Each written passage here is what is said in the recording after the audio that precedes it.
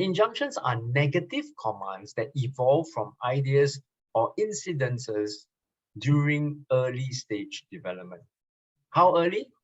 How early? Well, if you look at this iceberg again, I did tell you before the critical faculty or the filtering system was there. It's as early as below 10 or below 8 years old even. In ACEs, we talk about adverse childhood experiences. They measure it from anywhere from 18 years old and below. So it's not just early childhood, teenagehood. And I realized that it's all about the formative brain, the formative mind, right? The subconscious. Before this layer, this filtering system comes into place, we are so susceptible. We're very vulnerable actually to influences, to the 3 E's. So there are altogether 12 injunctions, and they are all there in your book. The graph states 12 injunctions. Now, if you turn to your book and the following pages, you'll see that the 12 are actually here. So the first 4, so they are divided in 4, 4, 4, right? 12. Huh? The first 4 impacts your relationship blueprint. The injunction is don't be a child, don't be close, don't belong, and don't feel. They belong to the relationship blueprint. If you rank high in your graph on any of those injunctions, chances are that your relationships around you are affected. You have a deficiency in this domain. Okay, so let me continue to explain this, then we'll go into it in detail. The other 4 affects the wealth blueprint. Don't be me, don't succeed, don't be important, don't think. If you rank high in any of these 4, your wealth blueprint is affected. You could be, and later on we'll go through the impact of that. Yeah, you'll always be under performing, or your wealth portfolio is always below average. Then the last 4 is don't exist, don't grow up, don't be well, don't be sane. This affects your health blueprint. All right. If you rank high in any of these 4, the last 4, your health, it could be your mental health, it could be your physical health, you know, emotional health, is affected. I'm going to show you the impacts first of these 3 blueprints, the 3 domains. Just remember, blueprints are like domains. The impact, and then I'm going to go through each injunction one by one. It's just for you guys. I usually don't do this with the general public. They don't really understand much. They can only relate to the stories I tell. But for you guys, I'll take some time to do that. So the reason why they're called injunctions again, let me go up. Yeah, injunction is also originated as a judiciary term. You know, in the court of law, if the judge imposes an injunction, it's like a restraining order. It basically means you cannot. Yeah, you cannot. So it's like a command. Now, if you have any of these scripts in your psyche, and in transactional analysis, TA, we talk a lot about these drivers and scripts. These are not drivers, these are injunctions. They prevent you from doing certain things. They prevent you, like for example, earlier on, I said, self-sabotage. In your conscious mind, 10%, you want to set a goal for yourself. You want to wake up at 5 a.m. Yeah, but if you're not calibrated, meaning you have a few injunctions or commands that prevents you from getting fitter, you know, or improve your health, because 5 a.m. you want to wake up, you want to do some jogging or whatever it is, it prevents you from succeeding. So thereabout comes the self-sabotaging effect. Okay. So I'm going to show you the impact first, Ken. Yeah. So if you had any of those injunctions that affected your relationship blueprint, that means the highest one, the top one or two, here is how it might impact you. You feel uncomfortable most of the time, anxious or intimidated by certain people or circumstances, emotionally distant from people, excessive shyness, constant need to put up a facade. And this is the most important, and I'd like you guys to underline it, because it's like this picture, this image here, right, that I put here. People, they're constantly putting up a mask in front of others to protect, right? Difficulty in following through on commitments, attracted to wrong people, both personally or at work. So this is where the law of attraction comes in. You know the law of attraction? Now, I don't really follow the law of attraction, like I'm a more evidence-based guy, but there's some truth in it, right? And I think NLP talks a lot about that as well. There's some truth in, if you have these operating in you, you're going to attract like, right? Like attracts like, yeah. And that's why sometimes some clients say, you know, I will never marry the type of woman that my mother was. Oh, so naggy and so toxic, but ends up with one. You know what I mean? Because that's all his psychology is familiar to. We are drawn towards what we are programmed. So relationship blueprint.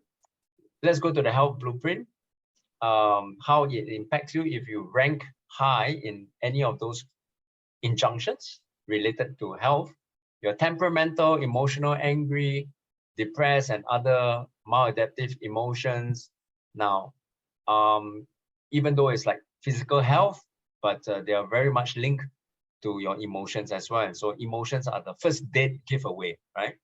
Chronic illness, asthma, diabetes, hormonal issues, heart disease. Now, I never recommend anybody to just jump into conclusions and say, oh, this has got to do with my fragmentation and my past trauma. Yes and no. It's always good and advisable to seek medical clearance. Or, you know, I had someone who had asthma for a long time, like chronic asthma, and he's been on any Ventolin, you know, the pump, the spray. At one point in time, he had 2-3 different types of Ventolin, and still didn't get any better, and the doctors are perplexed. Second opinion, third opinion, no breakthrough. And that usually is a clear sign that there's more that meets the eye, right? It's not just a medical issue. As we all know, there's the bio, somatic connection as well.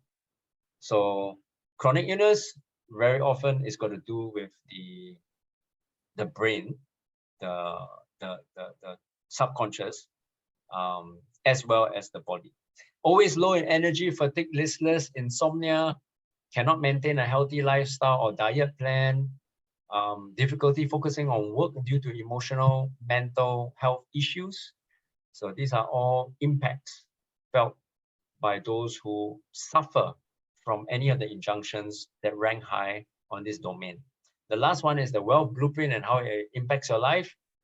Income level below potential, cannot recognize or maximize opportunities.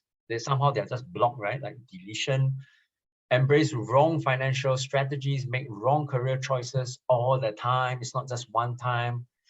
You know, for those of us who understand what real success means, whether it's in your business or work, you need to taste failure. Failure is the mother of success, right? But this is like one after a string and a pattern of failures that seem somewhat very clear to a layman, but to them, they're just fumbling all the time. Enthusiastic at trainings, but cannot work out the plan. We call them seminar junkies in Singapore. There's just so many seminars going on now with online. They keep attending, but no change in their lives. Or they're disorganized and distracted and cannot plan out the work, cannot stay focused on what works, and attracted to wrong business opportunities or deals. Again, the law of attraction. Okay, so the wealth blueprint and how this affects. Now, this is the, oh yeah, I have this picture. Yeah, this is the one I told you about, right? The widow of a man killed in a freak accident in Changi Airport. 1 million. Today, Madam Pushparani says that the money is all gone. Look at the poor kids. And this is their room, you know, in Malaysia. They can't go to school. I want you to compare with this guy. And he's a Malaysian who came to Singapore. This is different from the Tang that I told you about. This is the 82-year-old comeback kid, Lim Tao Yong. Mr. Lim Tao Yong was crippled by the recession in the mid-80s. His empire was called Emporium. And at one point in time, he had like 6, 7 outlets in Singapore. And it was a retail empire. He lost it all when he was 70 years old, like 72 years old. And that again was maybe not too long ago, within this decade. He lost it all for bankruptcy. Now in Singapore, you can't do business if you're bankrupt. What do you do? Now 70 years old, no guys. I mean that's like my dad's. You know, you are supposed to retire, but this guy says, no man, I'm going to bite the bullet again. And he went back to Malaysia, look up for his friends to borrow money and took loans, because Singapore, you can't get any loan anymore. And he started all over again. And within 10 years, he became a millionaire all over again. A millionaire at 82 years old. Something in his psychology is different from Madam Pushparani. Okay, and from many people. So again, I mapped this under the wealth domain. Okay, now if I can go back right now to share with you one by one, is that okay with you? So I'm going to take some time here, but I'm just going to go through and explain it to you. Okay, so I'll go in clusters, like the first 4, because it's the relationship blueprint. You guys ready to take notes? Okay, one by one. Huh? Okay, so don't be a child. Let's talk about don't be a child. I've got examples of this this man who doesn't seem to be able to let his hair down. By the way, I've worked with clients in all 12 categories. Like I can categorize them in this 12. So this guy is very productive and he performs very well at work. That's why he rose up the ranks very quickly. But he just couldn't let his hair down. There were times where, now being a manager, he would call up his subordinates like past midnight, and even during a low season, and even during a recreation time, like it's a company R&R recreation, like 5 days, you know, they went overseas. He would call them to his hotel room and do some meetings, you know, planning discussions, and they can't understand what's wrong with him. Now, he had this don't be a child because in the early years, when I did this timeline with him, his father passed on pretty early on when he was about like primary school, right? Like 8 years old, 9 years old. And repeatedly, his relatives, uncles and aunties, and his mom kept telling him after the funeral that you're the man of the house now, you're the big brother. In Singapore, we call them Ta Koko, yeah, Ta Ke, the big brother of the house. You have to look after your little sisters and brothers. You're the man of the house. You're the man of the house. So at a young age, he already had this weight of responsibility. You can't play like the other children. Don't be a child. You have responsibility, right? And he will always impose on himself these responsibilities. Now that made him a good leader in school. He was always the class chairman, the leader. And in Singapore, we need to serve the army for 2 years. He was like the platoon leader. He was an officer. And throughout, he always showed leadership responsibility, but he never knew how to play. And this affected not only his colleagues, but his wife. And the wife left him because he says all he does is just work, work, work, no time for family. And even in the conversations, it was all about planning. And this took a toll on his relationships and his health. So today, Not only is he in a broken marriage and poor relationships all over, but his own health, even as a 40-year-old, he's gone through quite a lot of issues. You guys understand where this is coming from and how it can occur in early childhood, developmentally? The second one, don't be close, quite similar, but I'd like to talk about this guy. He's very interesting. He has a problem with intimacy. Now, of course, if you're not married, no problem. Okay. But he's got a problem with intimacy. I'm talking about more than just intimate, sexual, with his wife. But deep conversations, affairs of the heart. The wife keeps complaining, right? There's something wrong with this guy. And then when we trace back, and he's a very, very willing client. That's what I like about him. Very humble, willing to work on his issues. So it's pretty easy to work with him over like 5-6 sessions. We went back in time and realized that his love language actually is touch. Actually, he was a very affectionate child. You know? He loves hugging, his mom. But there was a couple of times where after playing soccer outside in the mud, and he came back, I think he was about 8 to 10 years old, and he wanted to hug his mom. His love language is touch, right? Appropriate touch. And the mom shouted at him and said, "Don't touch me, you dirty boy." So that phrase he remembered very well. And it was repeated over a few times. You're a very dirty person. So even though he loves affection and touch and hugs, he didn't get it. He was rejected. And as a young boy, I already told you, you don't have that filter. So you don't understand. He couldn't infer. He just received that as rejection of love. He taught himself over the years, because he related to me, that when he first got attached, his first girlfriend in school, he was always the one initiating the breakup. Always. Like I said, how many relationships you have? Probably about like 6, 7, serious ones. And every single one, he was the one who initiated the breakup. I said, why? Then as he reflected, he said, probably because I didn't want to be the first to be rejected. So he has learned to put up this wall of intimacy, against, intimacy. He said, don't be close. The moment you come close to me, I'm just afraid of rejection or, things that might spoil this relationship. Don't be close. Right? So we had to work on this injunction, don't be close. You guys getting it so far? I think I can move faster now, right?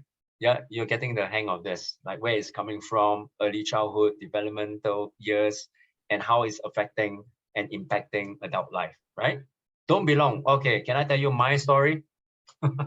So this was me, like major me, which is very funny because I love being with people, okay? I love speaking. That's why I can't stand Zoom. I love to be in a room full of people.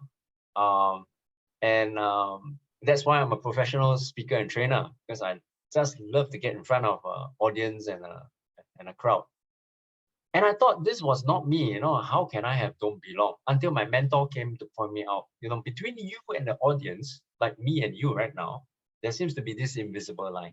And it's true, as I reflected, I can perform and I love to be in a room full of people like yourselves. But if you put me in a social setting, it's a different environment. And then I begin to take note that it's true. All my social settings, let's say a typical like wedding or a funeral or something like that, where I get invited, I notice myself heading straight for the buffet table first, get my food, then scoot off into a corner. And I'm very happy and comfortable being in a corner, right? Especially if I'm alone. Yeah, like tonight I have another dinner as well, and I'm just going to notice my behavior. Okay, I'll just go to a corner, right? I'll make small talk here and there, but I also find myself leaving the room quite early as well. I give some excuse and say I got to go somewhere. So this seemed to be my issue in adulthood. Now I could manage it, of course, but does affect certain relationships. I may be misperceived as not being warm and approachable, etc. Right? I had to deal with that. So I traced back my own history and I realized that I've always never been felt accepted. But not at home, in my family, I was always the black sheep. I hated to go for family dinners, like Chinese New Year. We celebrate this reunion dinner. All my cousins will be there. All the families will be there, extended family, like 4 or 5 big tables. And I really hated that because that's where all my aunties and uncles will be interrogating me. How's your school? And how's your what you want to be next time? And I hated that because I was not behaving well at school. Come on, I'm an ex-offender and I joined gangs and all that, right? And then they will compare with my cousins. Oh, he's going to be a doctor, he wants to be a lawyer and he's got top in class. And here I was. So there was always this shame in me. I never felt belong in my family. I never felt belong in my class. In fact, being reprimanded and disciplined in class and standing outside in a school, the hall, the corridor, that would be my comfortable place, not in class. and then I went to national service, same thing. I was always the misfit. And because I was an ex-offender, I went to prison. Even in prison, I felt like I was an outcast. Can you imagine an outcast behaving like an outcast in a room full of outcasts? So I had to deal with this problem, and there was a lot of healing, and which stemmed from my family.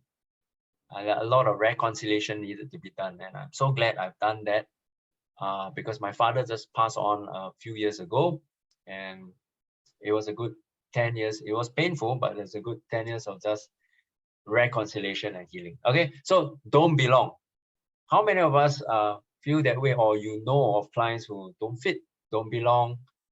They seem to blame all the external, surroundings and people. They can't stand these people. They can't. But it really comes back to them. Last one, don't feel. Don't feel is quite close to don't be close. Feeling has got to do with, again, emotional type of intimacy, sharing things on the heart. I know of this client who constantly sabotages intimate situations with his wife by pulling her hair or saying something stupid, just to break the tension that he feels when they become emotional, when they talk about emotional things. So he puts up walls because he doesn't want to feel pain. That was how he grew up with, feeling pain and hurt. So he has learned to put up these barriers so that he will not be hurt anymore. Anyway, all of this again, if you rank high, is going to impact severely your relationships. Everybody kind of clear so far? Yeah? Okay. From now on, I'm just going to move faster to cover the other 8. Can? Yeah. I hope you all are taking notes. Let's go to don't be me. Don't be me is an existential command. It attacks your sense of identity. I had a friend, a classmate actually, and she's, I think she's single still. She got divorced twice, and once, sorry. And I knew her since young, where she always didn't really kind of, I knew her and her family since we were like 12 years old, because we were quite close and like neighbors. But I never, till today, I never have a sense of who she really was. Like there were so many layers, right? And I remember in school, she will always hang out with different groups. As teenagers, if you like listening to, say, Justin Bieber, you form a Justin Bieber club, right? A crew. So you dress like him, you behave, talk like him, sing his songs. She was like that. She would dress the fashion of whoever that they idolize. And then after graduating college, she went overseas to Australia. Just within 6 months, she came back, and all of a sudden, culturally, her accent totally changed. She was talking like, good day, mate, stuff like that. So who are you, right? Recently, over the years, just before pandemic, we caught up again as old classmates. and now we're in our 40s, and she sounded like honky because she's been living there for 1 year, like, but totally transformed, like a hey homie, home. It's all the accent, right? I mean, even though you've been back to Singapore for 2 years already. So I realized she was never ever comfortable in her own skin. Don't be me. And it was because when she was younger, her parents were constantly comparing her to her sisters and her neighbors, her cousins, and say, why can't you be like them? You know, they're doing so well in school. Why can't you be like her? You know, she's so obedient. Why can't you be? Why can't you be? Why can't you be? I realized that. I knew that story. Don't be me. Don't succeed. I used to have this as well. It seemed that I could never break through and never succeed because financially, I had bankruptcy issues before. I could never break through. And I realized that this was also passed down because of my parents, my father, who would always say, you know, don't listen to all these people who talk about business, you know, just study hard and work for the government, civil service. And so I never had the education about business. And so I had to pay the heavy price earlier until I had mentors speak into my life again. Okay, so don't succeed. Don't be important. I work with this client who was a scholar. He had a double majors honors and very smart guy in his 20s, okay, late 20s. But he always said that he felt very inferior and he could not get promoted. And it's true, he could not get promoted even though he's got so much qualification. So he related an incident with me and he said, okay, let's see what's the next one. Yeah. Okay, he's the same guy with don't think. So you got a double whammy there. So he said that there was once in the boardroom where his supervisor was very impressed about his ideas. And he said this, why don't you present it to the directors who are going to come in, the board of directors, in the next hour? They'll be here. So why don't you just present your ideas to them directly? And he said, okay. You know, at that point of time, there was no stress or duress. So he was able to coherently put out a deck, slides, etc. But the moment it was time for him to present, he just went blank. He said his mind just went blank. He couldn't think. And not only that, he didn't feel important enough and therefore not having the confidence to articulate. And so what happened was that he was mumbling throughout. His head was hung low. And after 15 minutes, he went out and he was doing a debrief with his supervisor who asked him, what happened? You had everything there. Your slides were all there in order. And you could share with me earlier on what happened there. And he said, I don't know what happened. I just froze, right? He couldn't think and he felt that he was not important now. This is very insidious. I actually walked through with him over 10 sessions. And he shared with me that when he was young, he was always very initiated. He would do things, pour water, you know, service. So when his father entertained some like colleagues or clients at home, he decided to join in the chat, you know, serve water or whatever drinks and join in. And he was just like 10-year-old or something like that. And the father scolded him. And in the room, he shouted at him and said, you know, kids are not meant, kids are only meant to be seen and not heard. I'm not sure whether you're familiar with the phrase, kids are only meant to be seen and not heard. How does that translate to your sense of self? You're only meant to be seen, not heard. Your opinions don't matter. He grew up with that. It was very hurtful for him, of course. And he grew up with that mantra because that phrase is so catchy, right? It's so sticky. I'm meant to be seen but not heard. So I just shut up, don't give my opinions, don't share. And how many of you know if you don't share your ideas or your vision, you're not going to get a break. Nobody's going to hear you. Nobody's going to know that you have these ideas to begin with. So all these affects your wealth blueprint.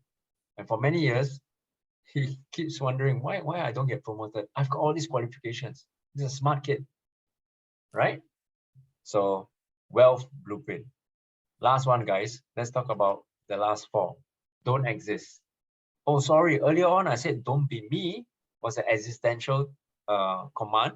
Don't exist is an existential command. It attacks, targets your very purpose of living, your existence. And this is a sad case, which I'm going to share with you. But he came out of it, so I'm very glad we had to refer him out. This guy, he's a loving father, okay, solid family man. So the relationship blueprint, check, no problem. Wealthy guy, owns a few properties. He runs his business, and the house that they were currently staying was a penthouse on top of the floor with a nice scenery, nice view. So he relates that whenever he's stressed, he will take his private lift to go up to that penthouse, like the rooftop, to breathe in some fresh air. That was his way of just de-stressing. But there's nothing there, right? There's no landscape, it's just concrete. So he walks about, and it's like 30 floors. Okay, 30 floors. What a view. So he breathes in fresh air, he practiced some meditation, and there were a few occasions he related.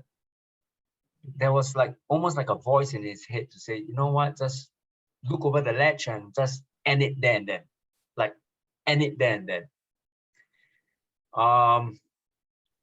So he's very worried. He's where these voices come from. We did the timeline before I referred him out, because his was pretty serious case. And I ended at his early childhood again. A lot of these are early childhood, as you would know by now. His parents were joking, his father was joking. I think there was a time where he asked where he came from or something. Oh, no, sorry, he didn't ask. They were not joking. They related to him. They disclosed to him at inappropriate age. That means before he could understand cognitively that he wasn't meant to be. You know what I mean? He was supposed to be aborted. I think he was very young, 8 years old. So he couldn't understand, what do you mean I wasn't meant to be? And they just, I think they laugh it off, or they made small the matter. No, you were an accident. You see, flippant words, but carry so much power. He took that to heart, for many years. And as a teenager, he kept asking himself, what do you mean by I wasn't meant to be? I'm not supposed to exist. I was an accident. And we joke, right? As adults, we tend to joke because we can take it. But in front of kids, I heard of a parent who always like to joke to his son and say, you know where we pick you up from? From the rubbish bin, So, but you don't know how this will affect mind without a filter. And it's all part of the subconscious development. So don't exist, okay? Don't grow up. This is the opposite of the first injunction, don't be a child, don't grow up. I like to talk about this iron lady. She's in her 50s and she bangs the table to get what she wants at work. She's a divisional director of a bank, financial institution. She has 100 staff under her, and she gets what she wants. So you might be wondering, don't grow up. What do you mean, be childish? Well, at the right time. So during the down moments, like a company D&D, dinner and dance or whatever, she would wear this funny tight cheongsam, this Chinese outfits, tight figure hugging, and she's in her 50s. And she enjoys the flattery of her, especially the younger colleagues, those bachelors, who come around and say, "Hey, Madam Chan, you look so sexy today." And she says, "Are you sure? You got me?" In Singapore, we like to use "got me." She becomes like this teenager. In psychology, we call this dissociative behavior. She's this iron fist lady, and then now down here, she's like a teenager in her 50s. She's got 2 teenage daughters. She wasn't my client, thank God, but I heard from the grapevine that when she was much younger, especially in her secondary school, she was always looking for love in the wrong places because of her absent father and a poor, dysfunctional family background. So she will always seek out attention in all these places, behaving like a child, and even as an adult, she was still behaving like a teenager during those moments. Don't grow up. Don't be well. I guess by now, some of you would realize that wellness, health, sometimes is a learned behavior. Disease is sometimes a learned behavior. You heard of the term learned helplessness? Learned helplessness. Yeah. I want to share about this story of this guy who has this chronic issues of health. He was the asthma guy.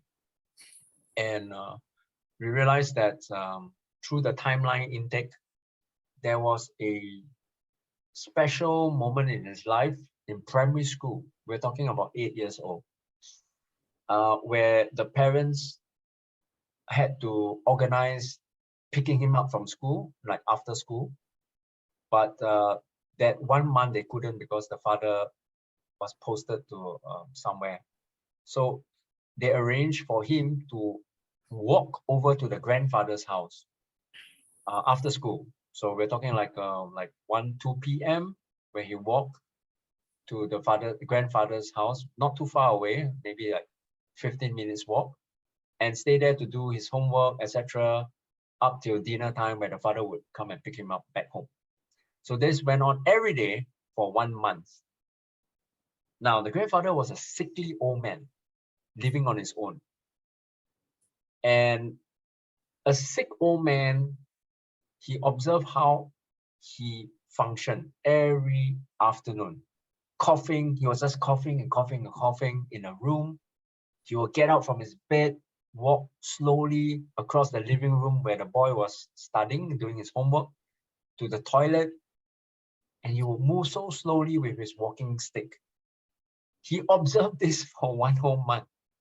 And I don't know what he picked out. This is so deviant, our psychology picks out things like that.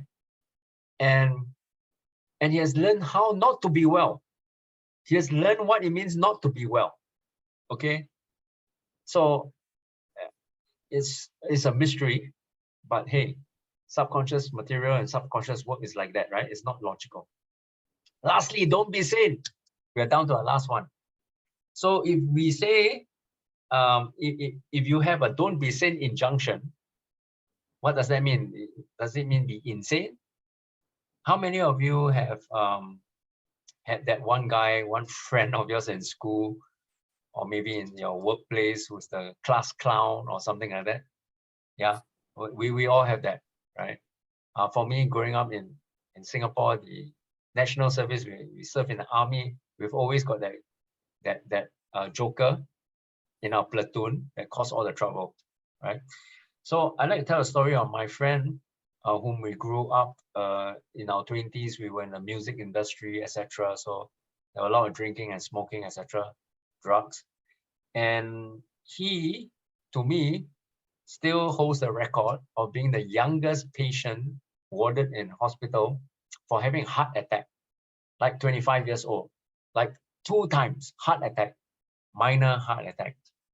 So the second time he went in, he's got problems with his weight, with his smoking and all that, right? The second time he went in, because I knew the family, so I went there, I rushed there with the mother. And we were entering into the ward to his bed, and he was smiling, looking at us, you know, usually heart issues, like heart attacks related to older people, older folk. So all his ward mates, all the other beds were filled with 60-year-old, you know, people, but he was like the 25-year-old there.